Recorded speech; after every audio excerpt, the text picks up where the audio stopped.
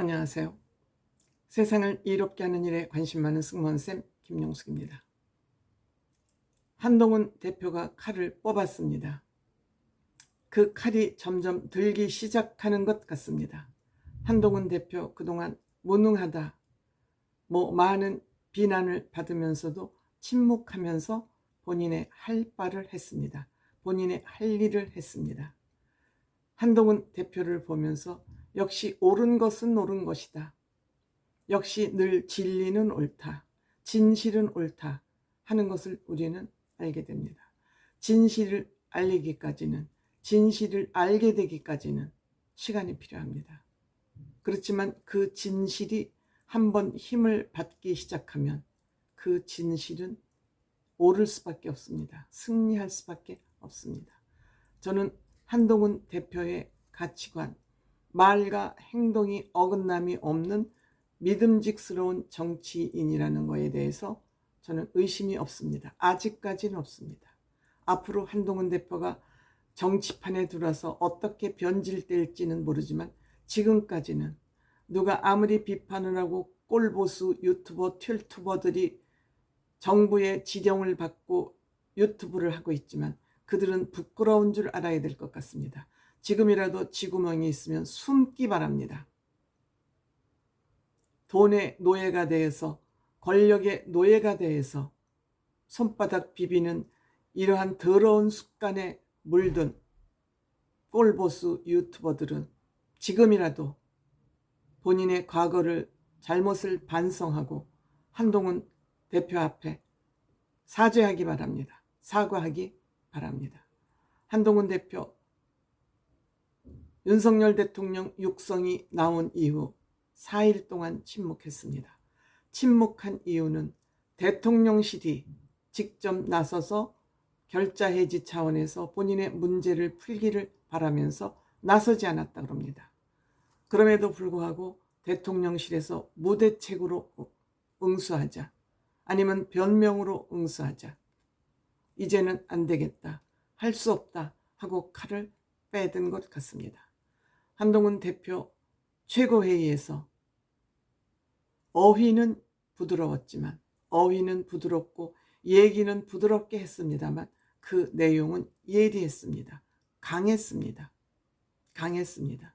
요구가 대통령실을 향한 요구, 즉 대통령을 향한 요구가 강력했습니다. 하지만 강력한 단어, 강한 단어는 쓰지 않았습니다. 표현은 부드러웠지만 내용은 강했습니다. 이것이 진짜 요구 아닙니까? 목소리만 높이고 내용은 없는 정치인들 대비 한동훈 대표는 내용은 강력하되 목소리는 부드럽게, 단어는 부드럽게 썼습니다. 우선 명태균 사태, 대통령이 스스로 소상히 밝히고 우리는 정보가 없기 때문에 쉴드 쳐줄 수 없다. 소상히 밝히고 직접 사과하라. 그리고 대통령을 제대로 보좌하지 못한 참모진들 개편해라, 바꿔라. 그리고 정부 관료들도 바꿔라, 교체해라. 장관들도 정계 개편을 하라. 정계 개편이 아니죠. 정부 개편을 하라. 김건희 여사의 대외 활동을 즉각 중단하라. 즉각이라는 단어를 썼습니다. 어영부영하고 지금 하고 있지 안 하고 있지 않느냐, 즉각 중단하라에 이어서 이것이 안 될 경우는 모두 중단하라. 즉 아내로서의 역할만 하라고 또 다음에 나올지 모릅니다. 지금 즉각이라는 얘기는 당장 중단하라. 근데 또 이런저런 핑계를 대서 또 활동을 시작할 경우에는 모두 중단하라고 요구할지도 모릅니다. 대한민국 국민들의 여론이 그러하기 때문이죠. 그리고 특별감찰관을 즉시 받아라. 특별감찰관 임명하는 데 있어서 이것은 원내대표의 역할이라든지 이런 지저분한 소리 하지 말고, 또 북한인권위원회 이사를 또 지명하는 것과 연계해서 이것을 물고 늘어진다든지 이런 치사한 행동은 하지 마라 하고 못을 박은 겁니다. 특별감찰관 즉시 실시하라. 그러니까 추천하면 받아라 이거죠. 이것은 민주당을 향한 압박이기도 합니다. 민주당에서 어영부영하면서 북한인권위원회 이사를 같이 엮었다가 지금 여기에 대해서 한동훈 대표가 앞장서니까 아무 말도 하지 않고 있습니다. 그 다음에 명태균 사태와 관련해서 당 차원에서 직접 수사를 요구할 것이다. 그러니까 명태균 사건의 진상을 법적으로 파헤치겠다 이런 얘기입니다. 특히 김영선 공천을 나는 단칼에 잘라냈다. 김영선 공천 요구를 내가 단칼에 잘라냄으로써 이러한 것이 밖으로 드러날 수 있었다. 이런 얘기가 아닌가 저는 생각합니다.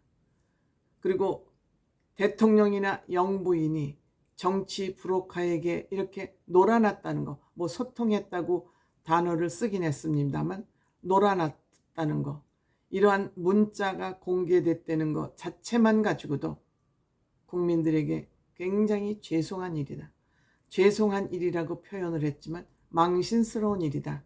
저는 이렇게 단어를 바꿔보겠습니다. 뿐만 아니라 유력 정치인, 누구라고 하면 누구나 알 수 있는 유력 정치인들까지도 정부 브로커에게 이렇게 휘둘린 거 국민들이 크게 실망했을 것이다. 지금 국민의힘도 여기에는 아마 이준석 대표, 김종인 위원장, 오세훈 시장, 홍준표 시장 등 나경원 의원까지죠. 여기에 휘둘리면서 그동안 나를 공격해왔다. 이런 원한의 목소리도 저는 여기에 같이 포함되어 있다고 합니다. 이렇게 되니까 말도 안 되는 주장으로 한동훈 대표를 힘들게 해왔던 김재원, 저는 이 김재원은 여자 여우가 아닌가 이런 생각을 합니다. 이 김재원 최고위원이 변신을 했습니다. 배현진 의원도 마찬가지입니다. 그렇게 윤석열 대통령에 충성을 하던 배현진 의원도 기회주의자처럼 어느새 갑자기 한동훈 대표한테 와서 찰싹 들러붙어가지고 한동훈 대표 앞으로 정치를 하더라도 이 김재원 최고위원이나 배현진 의원 같은 사람하고는 거리를 둬야 된다고 저는 생각합니다. 특히 이 상황이 더욱 엄중해지자 한동훈 대표는 주말 동안 윤석열 대통령을 향해서 국회 시정연설에 나와서 내년 예산에 대해서 시정연설을 할 것을 권유했었습니다. 그런데 듣지 않고 결국 한덕수 총리가 대신 나와서 시정연설을 하는 이러한 결과까지 만들어냈습니다. 이렇게 되자 대통령실은 4일날 밤 늦은 시간에 보도자료를 내서 7일날이면 내일 모레 목요일입니다. 대정부 국민 담화문과 기자회견을 하겠다는 그러한 보도자료를 급히 냈습니다. 이것은 무엇입니까? 결국 한동훈 요청에 저는 무릎 꿇었다 이렇게 생각됩니다. 더 이상은 안 되겠다. 더 이상 여론이 악화되는 것은 막아야 되겠다라고 판단을 한 것 같습니다만 저는 윤석열 대통령의 대국민 담화문이나 기자회견에 대해서 별로 기대하지 않습니다. 지금까지 윤석열 대통령이 국민을 향해서 했던 얘기, 취했던 태도, 안 하니만 못한 그런 결과물을 계속 만들어냈기 때문에 윤석열 대통령은 고치기 힘든 사람이다. 고집이 센데 나쁜 쪽으로, 어그러진 쪽으로 고집이 세기 때문에 누구도 윤석열 대통령을 막을 사람이 없다. 일설에 의하면 정진석 비서실장도 이제 난 더 이상 할 수 없다고 대통령에게 얘기했다고 합니다. 아마 이것이 윤석열 대통령을 국민 앞으로 끌어낸 결과 아닌가 이렇게 생각됩니다. 그럼에도 저는 별로 기대하지 않습니다. 왜? 내가 한동훈 내 쫄병한테 무릎을 꿇어? 있을 수 없는 일이지. 윤석열 대통령은 이성 정치를 하는 게 아니라 감성 정치를 하고 있기 때문에 별로 기대하지 않는다. 또 모르죠. 천지개벽을 할 일이 있을지는 모르겠지만 내가 한동훈이한테 무릎을 꿇어? 있을 수 없는 일이지. 김건희 여사 또한 나한테 형수라고 부르는 내 남편 쫄개가 이래저래 하란다고 그대로 시키는 대로 해? 있을 수 없는 일이라고 두 사람이 손을 부여잡고 결심을 했을지도 모를 일입니다.